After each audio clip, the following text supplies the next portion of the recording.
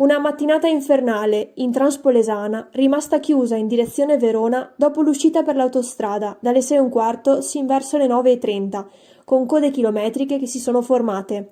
Ingresso da Rovigo bloccato e presidio delle forze dell'ordine, e uscita obbligatoria a Fratta Polesine, con intasamento della viabilità secondaria e tamponamenti.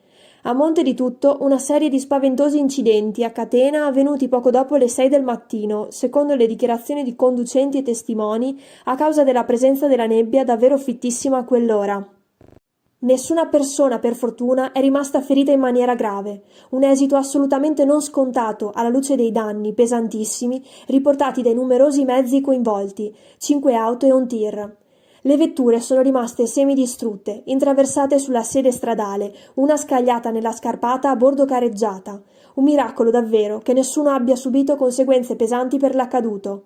Conseguenze pesanti che invece ci sono inevitabilmente state per la viabilità, alla luce della complessità delle operazioni di soccorso, di rilievo per chiarire la dinamica dell'accaduto, ma anche di recupero e di spostamento dei tanti mezzi coinvolti.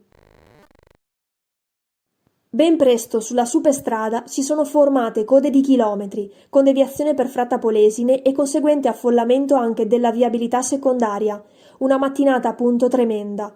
Per fortuna è stato tempestivamente predisposto un bloccato all'altezza della maxi rotatoria di Borsea, a Rovigo, per impedire che, dal capoluogo, altre vetture si incanalassero in Traspolesana. Sul posto, oltre al personale del SUEM, un lungo lavoro ha atteso gli uomini dei Vigili del Fuoco che, come sempre, si sono occupati di aiutare i soccorsi e mettere in sicurezza i tanti mezzi coinvolti. Dei rilievi si è occupato il personale della Polizia Stradale, supportato dai colleghi delle volanti. A garantire la viabilità, predisponendo il blocco con uscita obbligatoria, i carabinieri, mentre il personale della Guardia di Finanza bloccava l'ingresso di Rovigo della Traspolesana. Uno spiegamento di forze visto raramente, come raramente si era assistito a un incidente di quel